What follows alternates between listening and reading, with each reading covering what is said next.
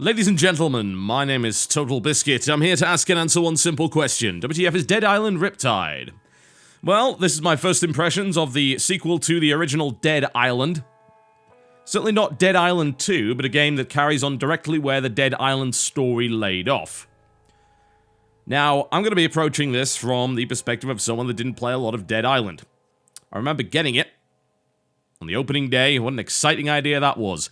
And it ran like crap. It was dreadful. And by the time they finally fixed it, I couldn't be bothered to play it. So it's really the only experience I actually have is from watching a couple of episodes of the Yogscast Let's Play of it.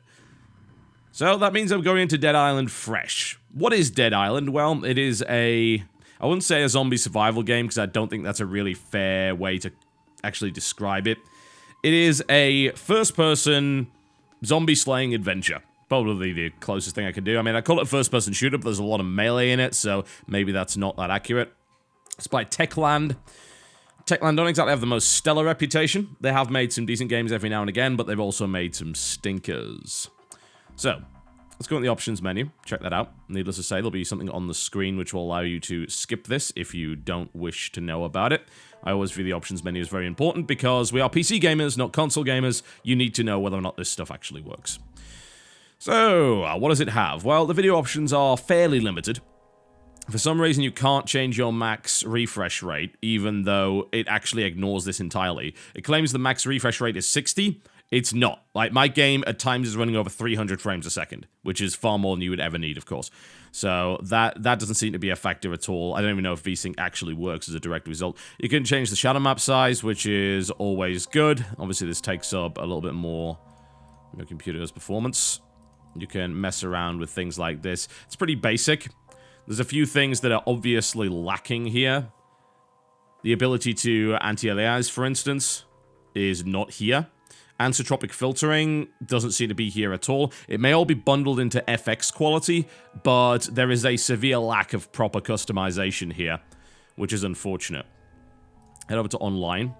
So you can change your game type, as you can see, co-op or single player. Single player will basically mean that it's not going to pester you about the fact that there are games nearby that you can join. It does have full LAN mode, which is always nice. And the game supports up to 4 players, if I recall correctly. You get a notification when there are nearby players, which is an interesting idea. So if there are players near your area in the game and kind of doing the same sort of quests that you are, you'll get a notification and you'll be asked if you want to drop into the game. This is quite nice. You also have the ability to post via Facebook, which I assume is kind of useful for getting people online for that. And it is very much designed as a co-op game, but you can totally play it in single player, so I'll have a look at Gamma. This actually needs to turn up a little bit because this is a fairly dark game. I find at times that I am a little bit surprised by that. Controls, you can customize your key bindings. Mouse sensitivity can be customized, although what I have found is this game does have mouse acceleration. I'll explain a little bit more about how the mouse acceleration works later on. It's kind of designed in such a way that it makes melee combat a little bit more precise, but it also has some unwanted effects. You can rebind your keys, which is always nice to see. There you go. A whole bunch of stuff that you can do right there. Most of this is fairly self-explanatory. This is always nice. You have a spotting function in your actual game itself, which allows you to point to something that you want your co-op partners to go to, as well as a fast travel to party. Super useful. All good features for a multiplayer co-op game. There is no option to turn off the microphones. They appear to be permanent. It was difficult for me to test this because, as you might imagine, this is a game that I got to play prior to release, so there's basically nobody online. But when I did jump into one game, which I assume was another reviewer, his microphone was permanently on, and I heard him chomping down on what appeared to be a packet of crisps. So, not exactly ideal. It seems like you can mute certain people when you're in-game, but again, we have that annoying situation where it is permanent mic on. That needs to be fixed. That should not be there. Now, you might notice there's something conspicuous by its absence. Some of you are about to cringe because I'm saying this again. There is no FOV slider. There wasn't in the first game either. And I've even spoken to the developers and they don't intend to put one in. So what I did was, noticing that the game was actually sitting on an FOV of around 62, which is extremely low, and was causing me some fairly bad sickness issues, I went around and thought, since this game seems very similar to the original, is it possible to go into the config files and edit it? It was, which is good news. And let me show you the difference. So this is the difference between the default FOV and the FOV when I've turned it up to 90.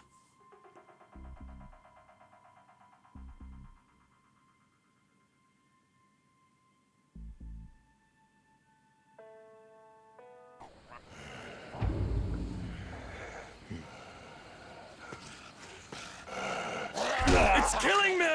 Ah!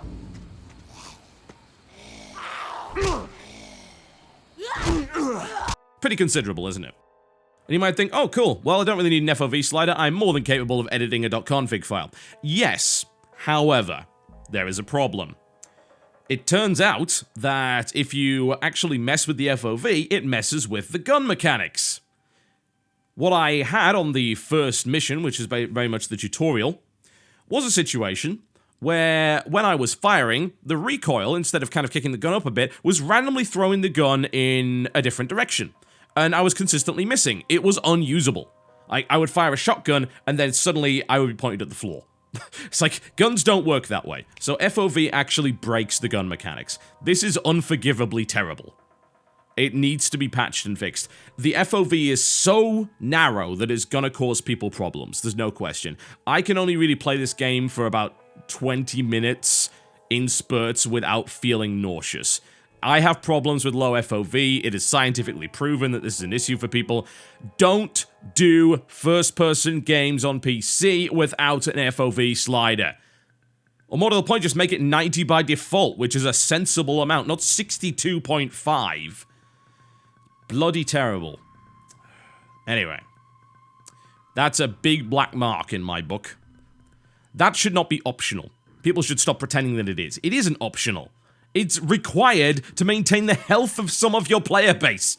If I feel sick playing a game, you've done something wrong. That's why stuff like head bob and FOV can be edited in good games, because that stuff can make you motion sick, or can give you that tunnel vision and the problems with FOV, headaches, all sorts of things like that.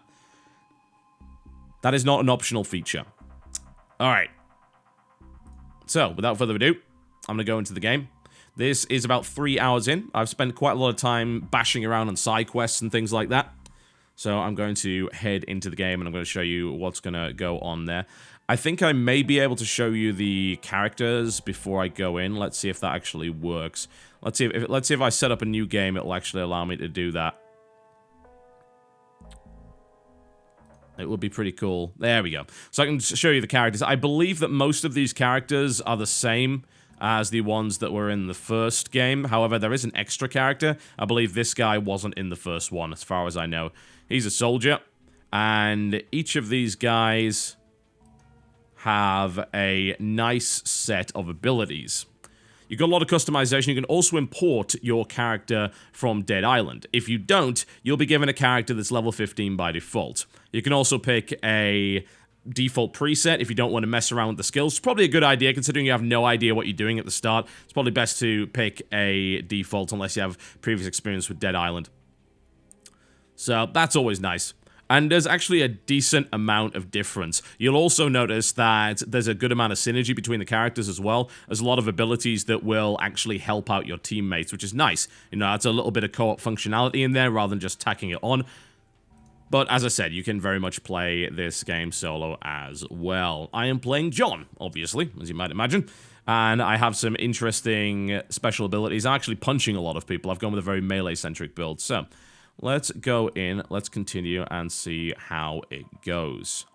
Alright. Let's give it a shot. Once again, I should stress this is a first impressions. People need to stop calling these reviews. They certainly aren't. You should take it as such. Don't weight this video in the same way that you would weight a video by someone that's actually beaten the game, yeah? His information is much more useful than mine. I'm here to give you an idea of what's going on, a little more than that. Alright, as I stomp in the face of a zombie, get down, thank you very much. Welcome to Dead Island. Looks pretty damn similar to the last one, doesn't it? From what I can tell, and this is based on the information that I have actually gathered by looking at the reviews for the previous game, there doesn't seem to be a huge amount of difference. There are no massive features, either on the feature list or just in the game in general, that really make a lot of difference. It's very strange. I would have thought that maybe they would have actually made some effort to make this game significantly different to the original, but it seems like they've gone with if it ain't broke, don't fix it approach. If I go to the feature list on Steam, for instance, it doesn't really have a lot going for it. It's got, like, extra character. Boats. You know, boats is a leading feature in this game. This game has boats. It's like, oh, so you didn't really make any massive difference? I mean, there's new items, new abilities, and so on and so forth. But it seems like more of the same. So that should immediately be an indictment for anyone that hated the original Dead Island. But of course, it really depends on why. Since I didn't play the original Dead Island, it's pretty damn difficult for me to tell you whether or not there have been massive improvements in any particular regard. But as you watch this gameplay, and as I commentate on the various elements, hopefully you'll be able to get a reasonable idea. If you can't, then I would strongly recommend that you go and check out some information from someone that did play the original Dead Island, preferably to completion, and they will be able to tell you the differences. Alright, I'm heading back in the direction of our little home base here. As you can see, I'm sort of driving over everything I can possibly find. Vehicles, they seem to handle fairly well. They're not amazing by any stretch of the imagination, but you can handle them just fine with the mouse and keyboard. It seems like the kind of thing that you would probably get into if you were into the driving in something like Far Cry 3, for instance. The driving in Far Cry 3, in my honest opinion, was not good, but it wasn't disgracefully bad either, as in it was completely usable. You didn't really run into a situation where you wished, oh, I wish the driving mechanics were better. That just didn't really happen all that much. They were functional, and that seems to be the same with this game as well. The vehicles work. It's fairly fun to run down zombies in them, and that is really about it. Slow down too much, you can get pulled out of your vehicle quite easily, and then, of course, you also have the boats. Now, the boats are pretty fun. You get a speed boost with them. Zombies can climb onto your boat, then you have to do a little quick time event to see if you get pulled off the boat. If you see them climbing and you use your speed boost, they will die, they'll fall off and die. Running people down them is pretty fun, and they handle in a fairly enjoyable fashion, although they also handle like a boat. They're not particularly maneuverable. Now, if you don't know anything about Dead Island, then you probably don't know about the way that the weapons work. So weapons in this game are statted in a very RPG gamey sense. So these dangerous heavy brass knuckles and the nailed baseball bat, tiring hammer, frail kitchen knife, flimsy hammer, these are all modifiers that actually make a difference. So this hammer is probably worse than another kind of hammer. Like, even the flimsy hammer and the tiring hammer are probably different. Indeed, I think, as you can see, the flimsy hammer is actually better statistically. It's also got a higher value. Now, you can upgrade your weapons a couple of times. They will make them better. I haven't actually done a huge amount of that. It's probably something I should have done. I think I upgraded my nailed baseball bat. There you go. So that actually added on some stuff. It added on a bleeding effect by the looks of it. That, I think, might be an instant kill ability. 2% chance of instantly killing. And it's just made it generally a better weapon. Now, you can repair your weapons, but they cost a frickin' fortune. Like, repair cost is 2,000 on this machete. It's not even that great. Like, it's just a basic level 1 machete. It does a decent amount of damage, but I don't want to repair that. I'd rather just toss it and get another weapon. And that's sort of the nature of the game, really. You're going to be finding a lot of situations where you just want to get a different weapon unless you've got something that's really well upgraded. Or something that's green. Like, the green stuff, as you can see, is pretty good. There's blue, there's purple. It's RPG-like as hell. Now, for some people, that's going to be pretty good. For others, they're going to be really, really confused by it, because you kill zombies in this game, and yet you're getting purple drops. What? I mean, it has this little illusion, I suppose, of being a game that's about zombie survival, and then there's all this ridiculously gamey stuff in it, like skill trees and crit chance, and I mean, I have a skill that has a chance to electrocute somebody I uppercut. What? How do I do that? How does that happen? I have no idea. Not a clue, but it does. Now, for some people, that's going to be a horrendous problem. If they were looking for a zombie survival experience, they have found the wrong game. This is not a zombie survival experience. Not at all. It is a first-person action RPG. Very much so. But the enemies happen to be zombies, for whatever reason. Now, for me, I'm actually finding that quite fun. Because there are, as I said before, a ton of different skills. I believe each class has different skill trees. So there's 3 different skill trees for each of them. Combat, I go all the way down to here. I actually put a lot of points into combat because I want it to be very much a melee guy. So I've got all sorts of good stuff. Upgrades to my kicks. This guy gets some special moves as well. I actually have a life drain ability there. I should probably level that up, actually. Seems like something that would be worth having. Getting that life drain. You can upgrade all sorts of things. You can sink a lot of points into this tree, actually. I put a couple into Fury to unlock my special ability, which is actually a bow staff, which he pulls... I don't want to know where he pulls it from. But he runs around with a bow staff and does crazy stuff. So that's pretty cool. You also have skills for your weapons here as well, so... I've somehow figured out how to fit 10% more bullets into my magazine. How did I do that? Who knows? So each of these has 10 levels, which all give you different passives. So in this case, fighting with blunt weapons costs 10% less stamina and working my hand-to-hand. So hopefully that's going to end up being better. And most of them are fairly similar. Like, all 3 of these are just like 35% more damage at the end of it. 15% less stamina. Faster, and so on and so forth. The gun ones are a little bit different because obviously you can't really do that with guns, but you get the idea. So combat unlocks things like charge. I have the ability to do a running kick. I have the ability to do an uppercut, which is really quite good. And I've got some dodging and counterattack abilities. So my melee is pretty damn potent. Regardless, I still have a ton of stuff that I can carry. Your inventory is pretty large. You can carry 12 weapons as well as a bunch of different throwable items, and you can eventually unlock, it's 8 weapon slots by the looks of it. It's pretty good. Yeah, that's nice. If this had been limited to a 2-weapon system, I would have been pretty pissed off. There are also blueprints you can acquire which allow you to craft stuff, and there's a lot of different just general items that you can easily find which will allow you to put stuff together, or you can do quests. Now, before I go on, actually, I should actually show you this. You have a team. These are all of the characters that you currently have, and some of them are immune to infection, like the guys from the previous game, Sam B, Zyan, so on and so forth. Some of them are not, and you can level them up with these side quests. They're very much just fetch quests, though. So Zyan asks for 3 blades to level up and so on and so forth. And as you level them up, apparently that makes them more durable. And it also unlocks higher level stuff in their stores, which is a little bit interesting. The team level is currently 2, which is very strange. I imagine what's going to happen later on in the game is you're probably going to end up fighting with these people. So I guess that's a neat mechanic, but I found the fetch quest to be particularly uninspired. It's like, hey, go do fetch quests. I'm like, really? That's what you want me to do? It's like, why can't you go and do any of this stuff? I'm the only one who apparently is doing anything on this sodding island. Alright, some combat. There we go. Let's do some damage here. I think... Oh, no. Thank you very much. We're just going to punch you in the face and then stamp on you. Very effective way of dealing with things as far as I am concerned.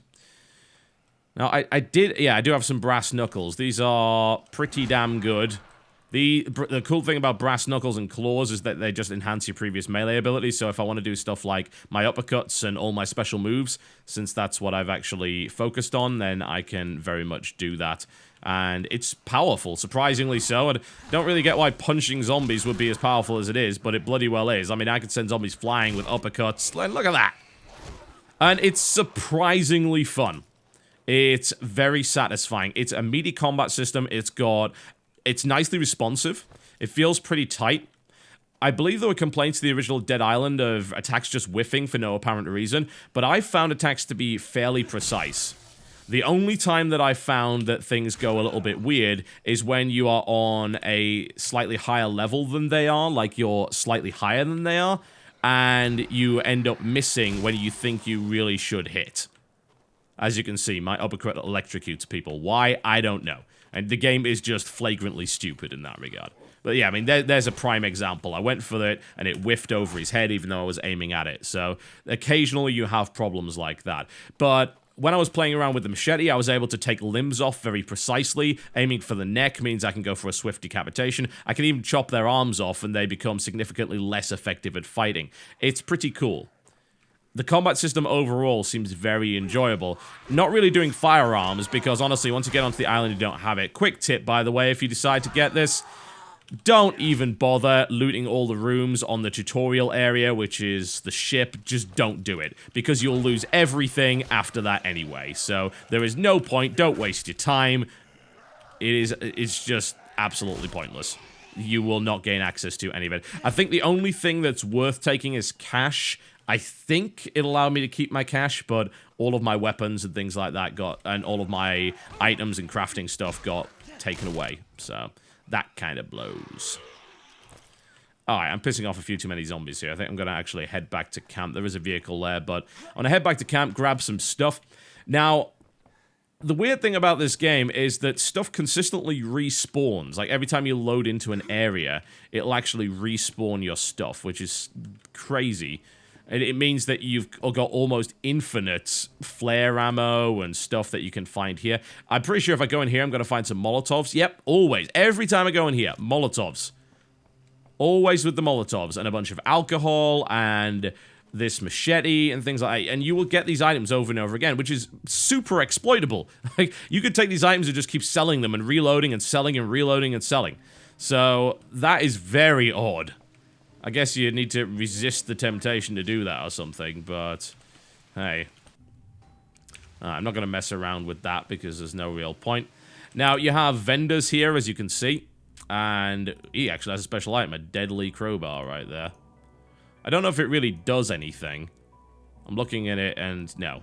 The only thing, it doesn't say like it has a special effect or anything like that. It seems like some stuff probably does. I mean, we've already noted that my fists can electrocute people, so I have to imagine there's some pretty interesting special items later on in the game. But it's even nice just to have those options. It is ridiculously gamey, though. It makes no sense that it is the way that it is. But I think in this case, if you want to enjoy this game and not just hate it horribly, you have to suspend that disbelief. And think, well, you know what? No, it's not a zombie survival game. It isn't. It is actually a really, really silly RPG where the enemies happen to be zombies. So ignore all the realism because there isn't any, and try to treat it as what it is, which is very much a pretty stupid B-movie combat game. Storyline, it's hard to say, really. There are some voice actors which are pretty good, and there are some which are really bad. I liked Sam B's voice acting. I thought that was pretty good. Perna's not too bad either, but Sam Hardy is just dreadful. He sounds really, really awful, and it's hard to take him seriously as a direct result. So it's very much a mixed bag. And the characters themselves are not that great either. The lip sync's kind of off. Ooh, excellent. I think that's sweet. I just got a blue item, I think, from completing a quest. Well, it seems like it might be pretty good. I'm not sure if it's as good as that cudgel that I've got, though. I don't know if it'll actually let me compare the two. I don't think it lets you do a direct... if you drop the item and you have a currently equipped item, you can check and do a comparison, which is quite nice. But if you want to compare here, you've got to click like that, which is honestly fine. I mean, I'm not going to complain about that. That would be ridiculously petty. Alright. But yeah, and character models, they're alright. They're nothing particularly special. I mean, if I were to even talk about the graphics in this game... Aesthetically, it's pleasing because, hey, it is a tropical island. I think if you set anything on a tropical island and you have a lot of color in it, then people are going to say, oh, what a great looking game. In reality, texture quality is merely reasonable for the most part. Character models are kind of dodgy at times. Some of them are okay, some of them are not okay. It definitely doesn't look like a game that was made in 2013. Yeah. There are some nice effects. The water's pretty good, the weather's quite nice as well, and the lighting effects are fairly reasonable. But it doesn't seem like they have improved the graphics quality from the original. From watching all the videos that I've seen on the original, I'm not really seeing a huge amount of difference there. So that's probably going to disappoint a lot of people. And it seems like a lot of people are going to turn around and say, you know what, this should have been a DLC. It's a $40 standalone game, which is definitely cheaper than the original Dead Island. It seems like a game that might be appealing to people that didn't play the first Dead Island and just want to get the latest one. but it's very hard for me to say because I don't know how much this game has really improved, honestly. It seems decent from what I can tell. The combat seems pretty tight, so if there were any complaints about that in the original, then I think they've tightened things up a little bit. I liked the shooting, what I got to do of it before it took all my guns away, which was a little frustrating. Let's run them over with a boat, because we can. Running things over in a boat is not something you generally get to do, so I appreciate any game that lets you do that. Unfortunately, the boat handles like a boat, so it can cause a few problems here and there. Oh, he's stuck on that thing. Get out. There we go. And then speed should just send them off. I'm not even going to ask why that challenge is there, or why they've shoved that 20-year-old meme into the game, but they did. They did. What I have discovered in this game is that there is a lot to discover. There is a lot to find. And what you'll often find is that there's a lot of little side quests that you can run into. Like, just a lot of them seem to involve just saving people, which is cool. I'm okay with that. It makes a reasonable degree of sense. If you do the saving people quests, then you are given a reward most of the time. So it's hard to complain about that, isn't it? Here you go. Have some of that. Have it. Have it. I'm actually going to get murdered here if I'm not careful. You know, I'm going to throw that at him. That does a pretty good amount of damage. And here, you can have some baseball bat. Thank you very much. Any more? Any more? Nope. Nope. We're good. We're good. Excellent. Whew. You die pretty fast in this game if you're not paying attention. I want my cudgel back. That's actually one of my better weapons. I don't know really why I threw it, but it just seemed like a good idea at the time. The throwing weapons are actually fun to use, and there is, of course, a character that's dedicated to that automatically gets his thrown weapons back. Throwing is really satisfying, it's very effective, and as a direct result, I like it being in the game. Also, you can get these kind of desperation situations where you're just tossing your weapons at the enemy, desperately trying to get rid of them, and that does give a nice feel to the combat. It adds a sense of urgency. Anything you want. Anything. Okay. My children. They must be terrified. Right. Okay. You had $1,400 on you? Wow. That's impressive. Now, the dollar thing is really odd, and I think that a lot of people most likely have issue, or take issue with the fact that the game is designed in such a way that makes no sense at all. Like, it's a zombie apocalypse, and yet we're concerned with money? I'm dealing with other survivors, and they're trying to charge me $6,000. Why did it cost me $2,500 to repair a baseball bat? You want to explain that? This was an issue with the first game. I read about it, and I was like, what? Really? That's just absurd. And this game has not fixed it. It's obviously, they want that to be a thing. I disagree that it should be a thing. I don't think it should be a thing at all, because it just seems so silly. But again, this is what I'm telling you. You really have to just suspend your disbelief if you want to enjoy this game. And if you can't suspend your disbelief, I don't blame you in any way, because it's ridiculously gamey. That said, the flip side of that is the cheesiness of the game and the way that it's just so bizarrely designed. To some people, is going to be quite appealing. The whole game has this B-movie feel to it. It's like it wants to be a piece of enjoyable bollocks. And it seems like, for the most part, it actually achieves that. The melee combat could be seen as repetitive, but because of how satisfying it is, and the number of different weapons that you have access to, and the number of different options you have, and having stuff like a flare gun makes the combat much, much more interesting. You can use the environment quite nicely as well. You can run people down in cars, and this character in particular has a whole bunch of fist-fighting maneuvers, which makes things all the more entertaining. It's fun to punch zombies. You know, after 3 hours of punching zombies and hitting them over the head and killing hundreds and hundreds of these creatures, it hasn't got boring for me yet. And I think that's a testament to how solid the combat mechanics actually are. It's also nice just to go and explore. This is a little campsite here, and I can just go and loot it. If you like looting, then this is probably going to be a game you're going to enjoy. If you find looting tedious, you're going to damn hate it, because everything has loot. Everything. Almost every container in the game has something. Oh, that was a suicider. I shouldn't have punched that. Yeah, that one explodes, by the way. That was a bad idea. Anyway, as I was saying, that almost everything has something in it. Oh, it put me back here. Ah, damn it. That's irritating. So if you like looting, well, as I said, the game should be pretty damn enjoyable for you. If you don't like looting, then this is going to be a game that will most likely bore you. As regards to character interaction, you don't really have any dialogue choices. In fact, the thing which annoys me the most, I think, is the fact that in this game, you end up just being a manservant for every character. Go get this, go do this. Like, why the hell can't you do it? You're wielding a giant machete or something along those lines. I would think you would be fairly capable. Apparently not. I'm gonna throw a shock bomb because I want to know what it actually does.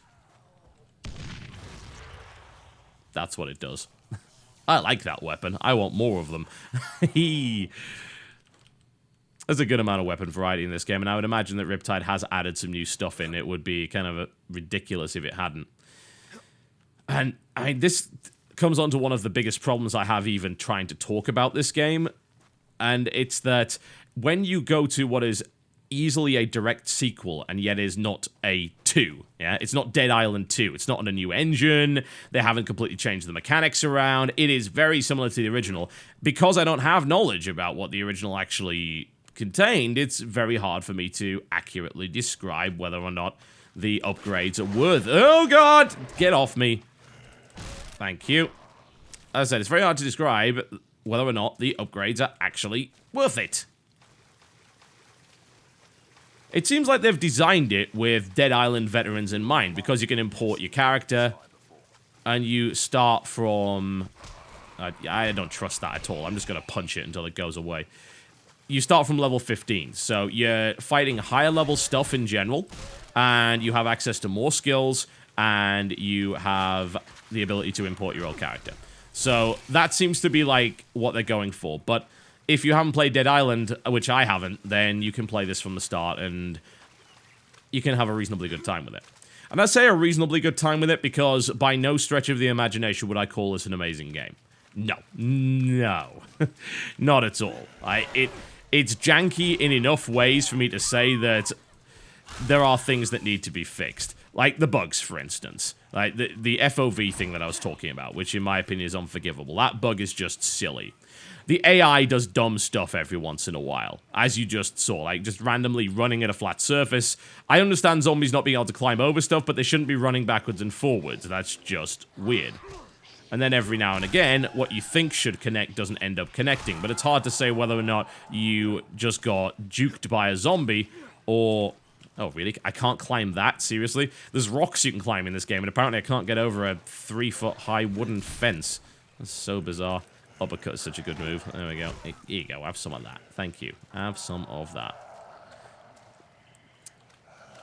Another bug that I'd like to point out is that if you Alt-Tab, more often than not, the game will actually cut its frame rate in half when you come back. It's almost like a punishment for leaving it. It's pretty bad.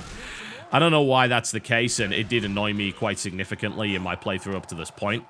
So it is something that you need to consider. There are no doubt more bugs to find. I've heard reports, in fact I did get stuck maybe twice in this game on terrain for no apparent reason. I was eventually able to free myself, but it was pretty irritating. And that kind of stuff shouldn't be happening.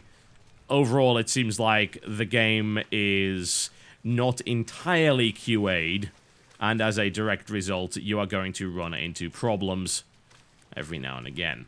Now, I really want to go in there, but I'm currently dealing with a floater, which is a rather dangerous creature. I'm thinking I might be able to just punch it in the head. That might work. Ow. Yeah, have an uppercut. There you go. Man, even my amazing uppercuts might not be enough. Nope, apparently they're not. It better not spawn me back at that place. It probably is, though. As far as I'm aware, that was the last checkpoint that I was at. Checkpoints are used a little bit too sparingly in this game. Oh, sweet. Okay, it put me right back here. I guess there was a checkpoint. It would have told me that, but... yeah. There we go. Very nice. You are out of there. Thank you very much. However, I can say for certain that the game is by no means perfect. I can say for certain that the game is broken in certain places. I can say for certain that the game needs to be fixed in certain places. But overall, I am having a good time with it. It is a B-movie of a game. It's not supposed to be taken seriously, but it has pretty solid mechanics associated with it. It is highly repetitive, and the quests may annoy you, especially the party member quests. Their stuff is just like, fetch me 3 of these. Thankfully, if you're a WoW player, or you were a WoW player like myself, you know that just picking them all up and just doing the objectives while you're out doing your main quest is by far the most efficient way of doing things. So it's never a case of, oh, I need to go out of town and get a bunch more stuff. You just do it while you're working, and that really isn't too difficult, and I'm okay with that. The main quest variety seems fairly decent. The idea of getting the boat was pretty cool. I had to find the boat, get into the marina, defeat the zombies, then find the engine, then figure out a way to get the engine out of there, then like limp back with it, attach the engine, fix the boat up, and so on and so forth. That was pretty good. And it seems like the main quests are set up in such a way that they should be pretty enjoyable. But the real meat of the game is the looting and the combat. And the question you have to ask yourself is, does that look enjoyable enough for you to play? As someone that likes to loot stuff, as someone that likes to craft stuff, and as someone that loves green items and blue items and purple items because it's been ingrained in me over the course of 7 years of World of Warcraft, that's the kind of thing that I can dig. That's the kind of thing that I can find enjoyment in. And as a result, I'm having a good time with Dead Island Riptide. I've got to be honest with you. Whether or not it's actually enough to justify another purchase for you if you didn't like the original, well, that's a different matter entirely. It seems like it's so similar that it's highly unlikely that you're gonna find a huge amount here. Unless, of course, there was something very specific that you didn't enjoy. Might be the case. Very well might be the case. There's an example of the height issue, by the way. That guy's about to explode, so what am I going to throw at him? I mean, I guess I can throw the spike bat. I'm just a little bit worried that I might lose it. Yeah, I have a Molotov. That should do the trick. And that'll burn him down. There we go.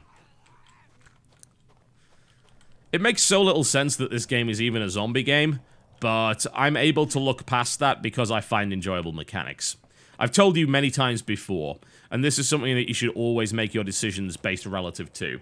I'm the kind of gamer that is into game mechanics beyond anything else. It takes a very special game for me to get super immersed into the story to the point where I allow the story to trump the mechanics. That requires a very special game indeed. I can only think of a handful of games that actually happened in. If the game has good mechanics, I can usually be forgiving of other things, like a cheesy story and things like that, and the way that the game is just so bizarrely set up, and it seems old school in an obnoxious yet simultaneously refreshing way. It's like if you released a game like Dead Island Riptide 5 years ago, or maybe, yeah, I'd say probably about 5 years ago, when WoW was at the height of its kind of fever, and green items and blue items and purple items were all the rage, you would have got such a great response to it. I think a lot of people would have said Game of the Year. As it stands, I like to think that we've matured as gamers, but I haven't. If I find a game that has enjoyable combat mechanics, then that is usually enough to carry me through and be enough to overlook certain other things. If it doesn't have enjoyable combat mechanics, I will hate it. It's got its problems as well. I mean, I just demonstrated that, actually. Maybe you didn't notice, but there is some mouse acceleration stuff that goes on with the melee combat, as well as the thrown combat and the shooting. Whenever you aim at something, the mouse slows down to give you more precise aiming. That is horrible. It's designed with consoles in mind. He is actually stuck in the wall. That's unfortunate for him. Just try to deck him as much as possible here. Have a Molotov. Thugs are pretty tough to kill. I'll burn him down just a little bit.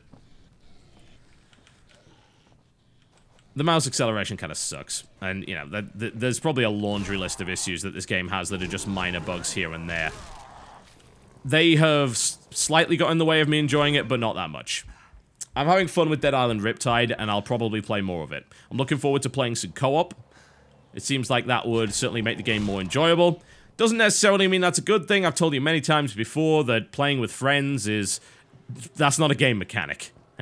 Co-op is not a game mechanic inherently. You have to design mechanics around it. But the characters have different abilities which nicely complement each other. So since the characters are essentially classes, you will probably have a good time in co-op with this. Especially if they fix the permanently on microphone issue. It's a straight sequel. Very much so. And if you hated the original Dead Island, I don't see you liking this at all. I personally, however, having a good amount of fun with it. It doesn't actually get old uppercutting a zombie and having his face explode because you electrocuted him, or jumping on his head. That doesn't really get old very quickly. Zombie games are done to death, but in my opinion, this is barely even a zombie game. Because if you look at all the mechanics, it's just an action RPG. It could be any other kind of monster. This could be set in the medieval times, and I would still have fun with it. It doesn't, the fact that it's a zombie game doesn't actually make any sense at all. You could replace the zombies with any other monster and it would still be good. So, I think to me, that's sort of an endorsement in a very odd way. It's in an odd way because you would think that because you made a zombie game, you've got some ability to make the game feel like a zombie survival. This game doesn't feel anything like that. You are just joyfully romping through zombies in this game. It doesn't seem like you ever really have to rush from place to place. You can take your time. It's a zombie vacation. You know, they should make that the tagline. What a great way to describe it. It's a zombie vacation on a tropical island. It's silly. Very silly. It's dumb. It's very dumb. But it's fun. It's pretty damn fun. Dead Island Riptide, ladies and gentlemen. This is going to be available, I believe, on April 23rd on Steam Gamersgate, as well as 360, PlayStation 3. Should be on Green Man Gaming as well. It's pretty much on any good popular digital distribution platforms, and it's going to be $40 or your regional equivalent. My name has been TotalBiscuit, taking a look at Dead Island Riptide. Thank you very much for watching, and I'll see you next time. Come on, Daddy needs some new shit.